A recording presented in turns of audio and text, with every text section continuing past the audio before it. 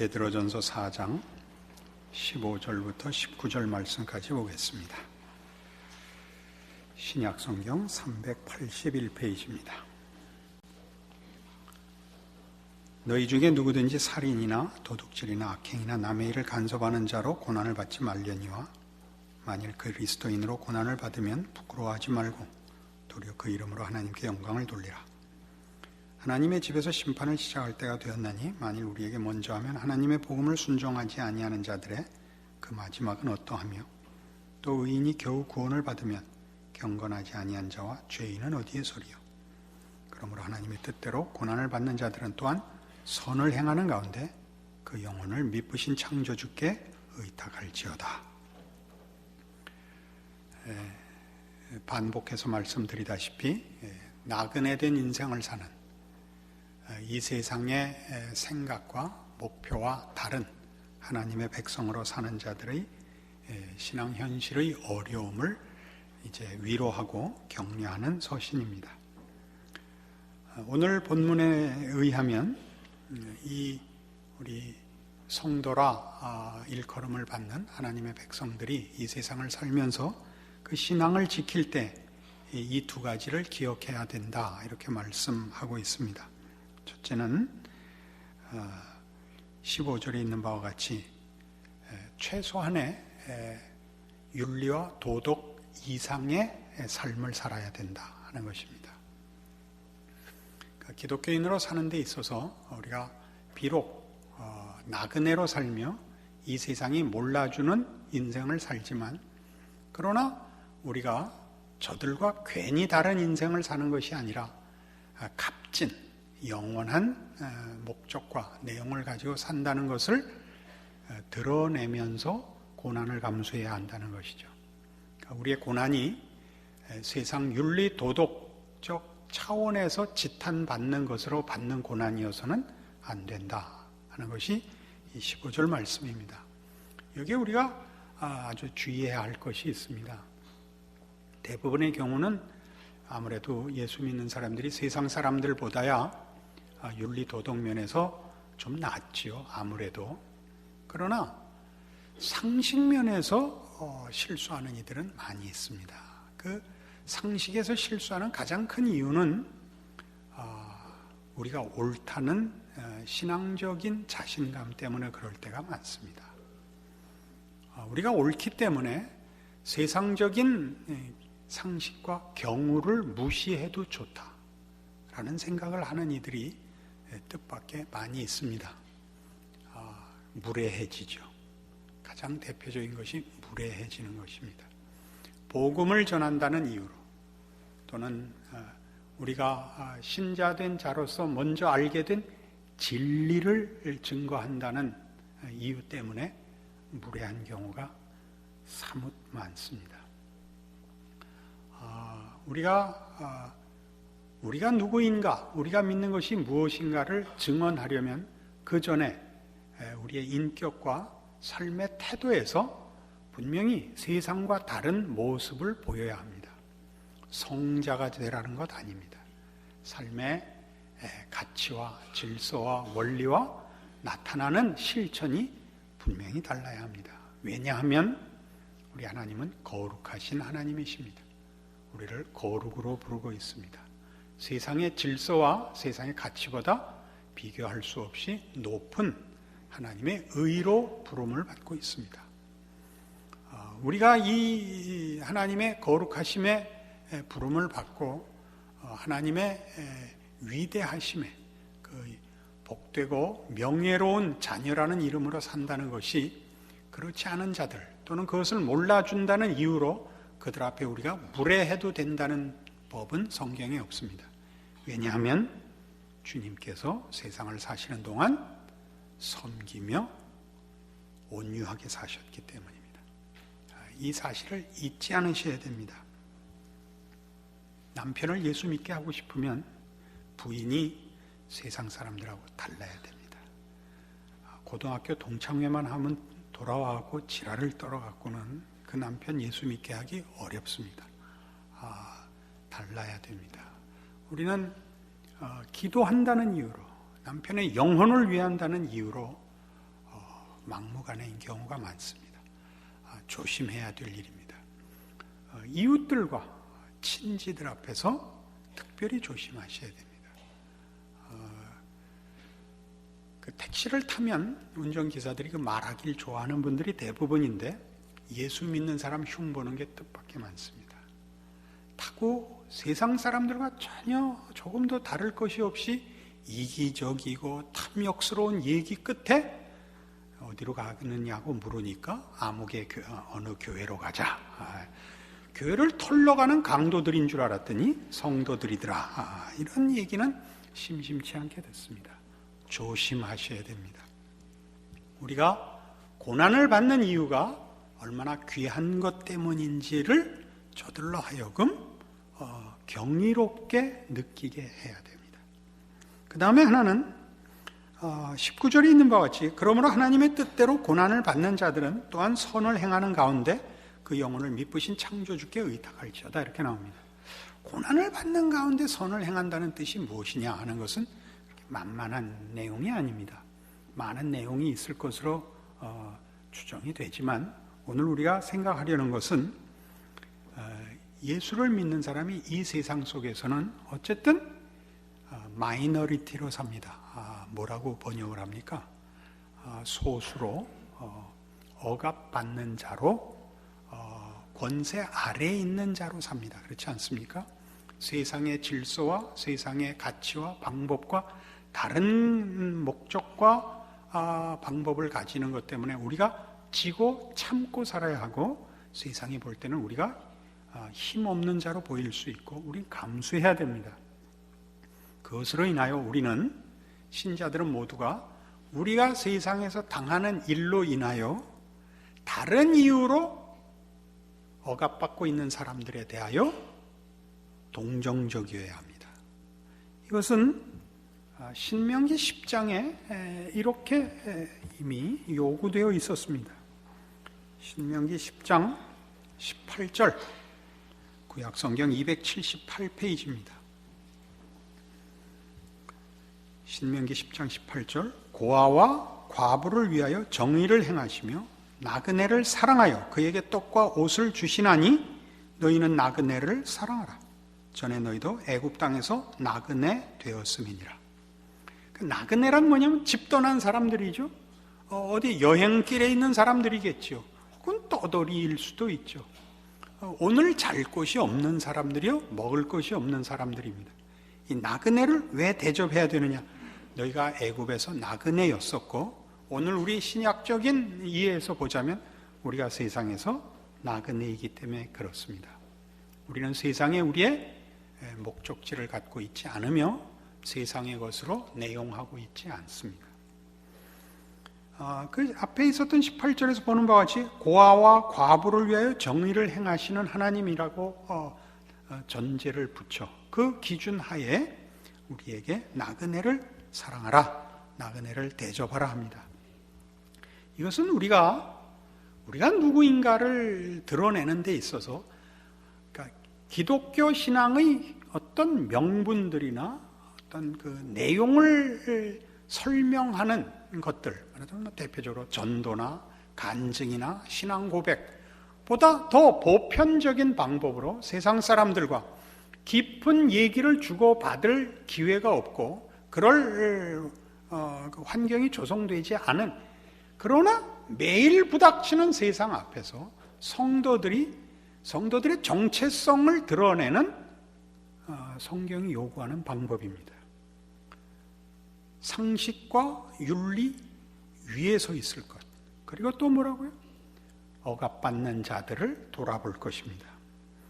마태복음 18장에 가시면 이 문제는 아주 깊은 의미가 있습니다. 억압받는 자를 왜 돌아보아야 하느냐?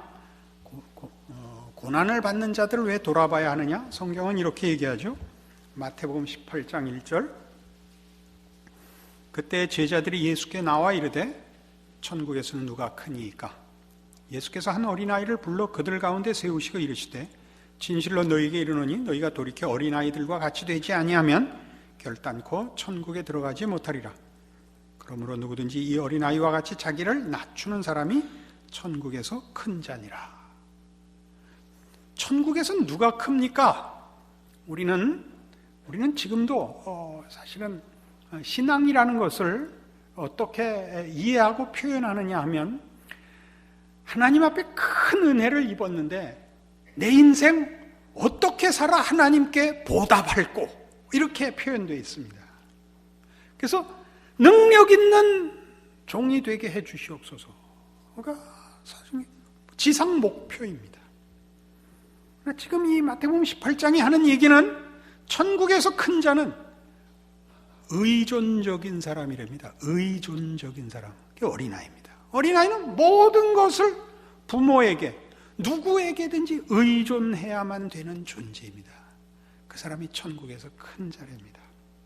다시 말해서 천국에서 큰 소리 칠 수 있는 백성은 아무도 없답니다.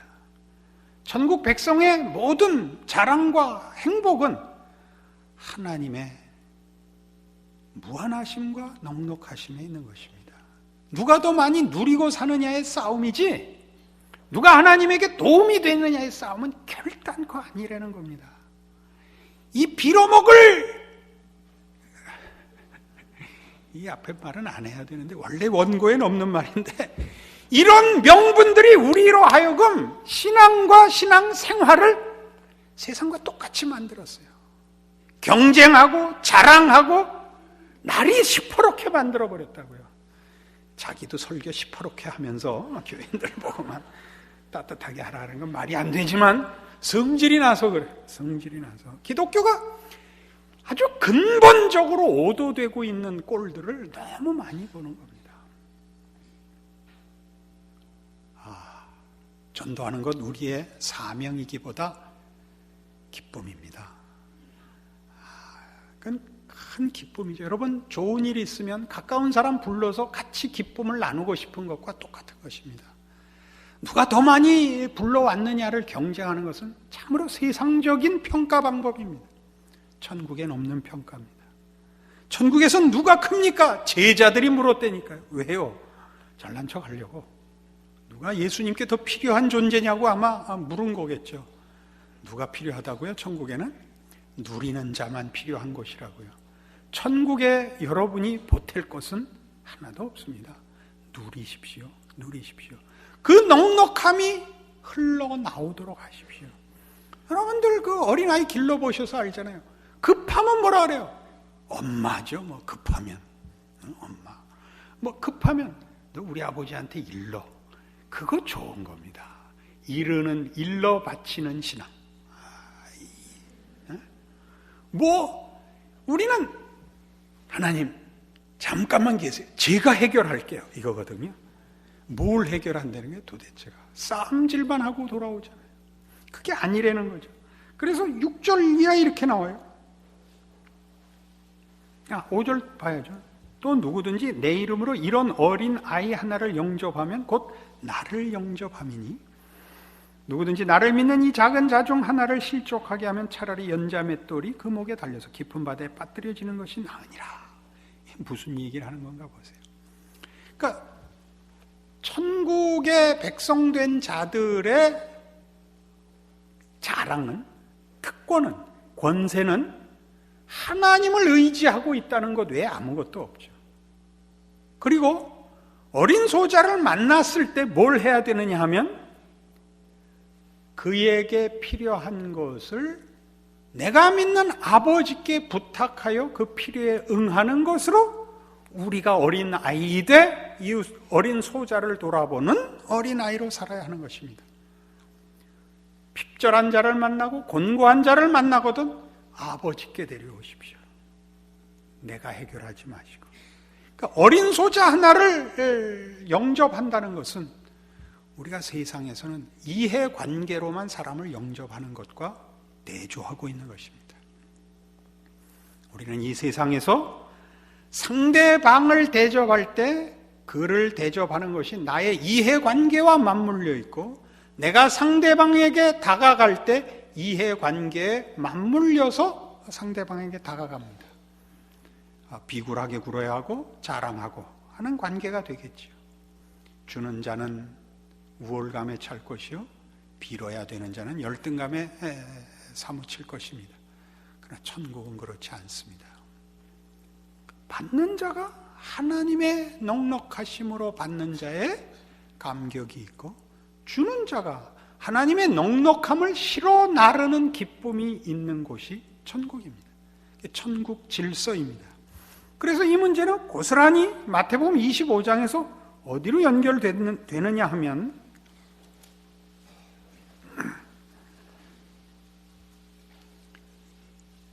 25장 31절,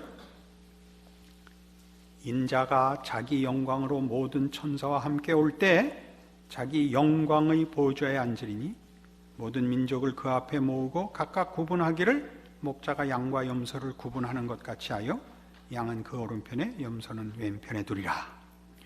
칭찬받는 사람들이 뭘로 칭찬받죠? 너희는 내가 죽였을 때 먹이고 내가 옥에 갇혔을 때 찾아왔다. 언제 우리가 그랬습니까? 언제 우리가 그랬습니까? 38절 있겠죠. 어느 때 나그네 되신 것을 보고 영접하였으며 헐벗으신 것을 보고 옷 입혔나이까? 어느 때 병드신 것이나 옥에 갇히신 것을 보고 가서 배웠나이까? 하리니 임금이 대답하여 이르시되 내가 진실로 너희에게 이르노니 너희가 여기 내 형제 중에 지극히 작은 자 하나에게 한 것이 곧 내게 한 것이니라. 자, 지극히 작은 자 하나에게 왜 이 일을 해야 되느냐? 이것이 무슨 책임이냐? 아니요. 최후의 심판의 상을 받는 자들은 하나님 나라의 백성이요 하나님의 자녀된 자들입니다. 너희가 내 자녀된 넉넉함이 어디서부터 근거했었는지 생각해 보았느냐 이거죠. 하나님의 백성이요 하나님의 자녀된 자들의 모든 넉넉함은 그가 믿고 고백하는 하늘 하나님의 넉넉하심과 자비로우심에 근거하고 있는 것입니다. 그것이 왜 흘러가지 못했느냐라고 묻죠. 그 앞에 있었던 달란트 비유하고 그냥 같잖아요. 달란트 파 묻은 거하고 똑같잖아요. 너의 신앙이, 네가 아는 하나님이, 너를 찾아간 하나님이 왜 하나도 네 삶에서, 내 인생에서는 너를 통과하여 불쌍한 영혼을 찾아갈 수가 없었더란 말이냐라고 묻는 것이 이 심판입니다. 너희가 한 모든 것들은 너희가 하나님의 자비와 하나님의 인자하심에 동참한 것이요 너희가 하나님의 백성으로서 너희가 받는 것을 나눈 참다운 신앙의 고백이었고 실천이었다라는 칭찬이요. 그러지 않은 자들은 너희는 그것은 내 백성으로서의 태도가 아니었고 더 근본적으로 얘기해서 너희는 하나님을 모르는 자들이었다. 이게 이 25장 31절 이하의 이 유명한 양과 염소의 심판 이야기입니다. 우리는 물론 이 필요한 자에게 찾아간다는 것이 그렇게 만만한 일이 아닌 줄은 물론 알아야 됩니다. 우리가 누구를 돕는다는 것은 그의 인생을 대신 살아준다는 뜻이 아닙니다. 우리는 가난을 우리가 해결하거나 병을 우리가 다 책임질 수 있지 않습니다. 신앙이라는 이름으로 모든 병을 물리치고 신앙이라는 이름으로 모두를 넉넉하게 살게 할 수 있다. 그런 얘기 아닙니다. 위로하셔야 됩니다. 세상은 어떻게 하고 있죠? 세상은 병들거나 핍절하거나 하는 것들은 다 도태되는 자들,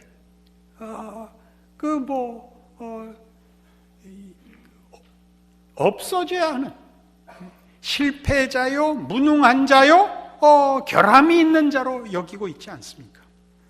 세상에서 핍절한 자들의 상처는 물질적인, 현실적인 상처만 있는 것이 아니라 영혼의 상처가 있죠.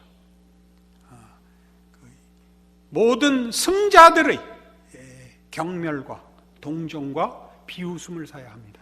그러나 우린 그렇지 않다는 거죠. 우린 그렇지 않습니다. 그래서 현실적인 아주 중요한 실천 방법이 있습니다. 우리가 실천해야 되는 눈길을 따뜻하게 만드는 연습을 하셔야 됩니다. 우리는 우리도 모르게 눈에서 이미 다 판정이 납니다. 무슨 체조 심판 보듯이 9.8, 9.25 뭐 이렇게 나오죠. 우리는 거기에 익숙해 있습니다. 이 세상에서 살고 있으니까 세상식으로 익숙합니다. 금방 평가하죠. 모든 것을 돈으로, 세상적 가치로 그걸 노력하셔야 됩니다. 모두에게 동일한 따뜻한 눈빛을 보내기 위한 연습을 하셔야 됩니다. 조심하셔야 됩니다. 그리고 말을 할 때 들어주십시오. 이게 제일 중요합니다. 말을 들으시고 속상하겠구나, 그랬구나, 이걸 하십시오. 매번 와서 그 얘기 들어달라 그러면 안 들어주셔도 됩니다만은 기본은 그렇습니다. 우리는 모두의 넋두리를 들어줄 수는 없습니다. 그걸로 시간을 다 보낼 수는 없습니다. 그러나 우리는 기본적으로 매몰차입니다. 자기 얘기하기 바쁩니다. 인생은 할 얘기가 많죠. 억울한 건 많고 속상한 건 많습니다. 서로 얘기하려고 하겠죠. 그러나 신앙인이 남의 얘기를 들어줘야 된다는 것은 기본적으로 신앙인은 그 호소를 하나님께 해서 해결해야 됩니다. 그러니까 우리가 들어줘야 하는 소자는 거기까지 오지 못한 자들입니다. 신앙의 고급한 과정에서도 속상한 게 있고 나눠야 될, 또 받아야 될 위로와 격려가 있는 것 압니다만 기본적으로는 그렇습니다. 여러분은 세상에 나가거든 세상 사람들 앞에 여러분이 믿는 자로서 뭐가 다르냐 할 때 우리는 어쨌든 맺힌 것이 없는 사람입니다. 궁극적으로는 우리는 다 승리자입니다. 우리의 운명은 하나님의 능력과 약속 속에 붙들어 매어져 있습니다. 그것을 취소시킬 수 없습니다. 우리 다 알고 있습니다. 지금 그 과정이 납득이 가지 않고 고단하다 할지라도 궁극적으로는 막말로 해서 오늘 우리가 목매달아 뒤져도 천국 갈 것을 우린 믿습니다. 자살을 해도요, 저는 간다고 믿는 사람입니다. 다른 죄 짓고 죽은 거는 천국 못 간다는 소리 안 하고 자살한 거는 상당히 그 점수를 안 주는 게 한국 정서인데 저는 그렇게 생각하지 않습니다. 거기에 못지않은 그거보다 더 큰 죄도 우리는 매일 짓습니다. 그것 중에 하나가 이 눈 나쁘게 뜨는 겁니다. 제가 보기에는 제일 나쁜 거요. 말할 필요 없이 사람을 경멸하고 비웃는 것, 이거보다 더 큰 죄는 사실 없다고 봅니다. 자살이야 지 목숨을 끊는 거지만 비웃고 조소하는 것은 남의 영혼을 질식시킵니다. 우리는 그걸 잘 모릅니다. 그리고 그런 일들을 신앙이라는 이름으로까지 합니다. 그래서 우리가 가진 바 신자된 증거를 우리가 무엇을 믿는가, 내가 어떤 감격을 가졌는가로 증언하는 것보다 더 보편적이고 일반적으로 매일 삶 속에서 이 두 가지 책임을 져야 된다는 것이 성경의 명령인 것입니다. 최소한의 상식과 교양을 가지라, 예의를 지키라, 이게 하나요. 또 하나는 뭐라고요? 넉넉함을 보이라. 너희가 세상 속에서 억압받고 소수요, 힘없는 존재임에도 불구하고 너희가 어려운 자를 돌아보아 너희가 넉넉한 자임을 보이라. 이것이 베드로가 이 서신에서 가르치는 내용이며 우리의 삶에서 우리가 실천해야 되는, 그리고 그 실천을 하기 위해서는 분명하게 확보해야 되는 우리의 신앙 고백들입니다. 우리의 신앙 고백이 죽어서 천국 가는 걸로 그치는 정도여서는 안 됩니다. 우리의 현실을, 지금을, 오늘 하루와 지금 부닥치는 사건과 사람들 앞에서 증언되어야 합니다. 그 삶을 사시면 여러분이 쓸모있는 것보다 우선하여 인생이 신앙으로 살 때 더 행복하고 만족스럽다는 것을 확인하게 되실 것입니다. 이 승리가 여러분들에게 있기를 바랍니다. 기도하십시다. 하나님 아버지 은혜를 감사합니다. 하나님의 자녀로 사는 넉넉함을 성경의 권유로 확인합니다. 주님께서 말씀하시기를 어린 아이 같아야만 천국에서 큰 자라 하셨으며 어린 소자에게 물 한 그릇 준 것 기억한다 하셨고 그래야 한다 말씀하고 계십니다. 우리의 신자된 삶을 돌아보게 하사 이 당연한 가장 기본적인 신앙의 자세와 책임과 실천이 있는가 돌아보게 하시고 당장 오늘 저녁부터 하나님을 믿는 신자된 자의 넉넉함으로 가족과 이웃과 믿음의 동지들 앞에서 하나님의 넉넉하심으로 증언하고 사는 참다운 신앙인이 되리라 약속하는 오늘의 말씀 되게 하여 주시옵소서. 예수님 이름으로 기도합니다.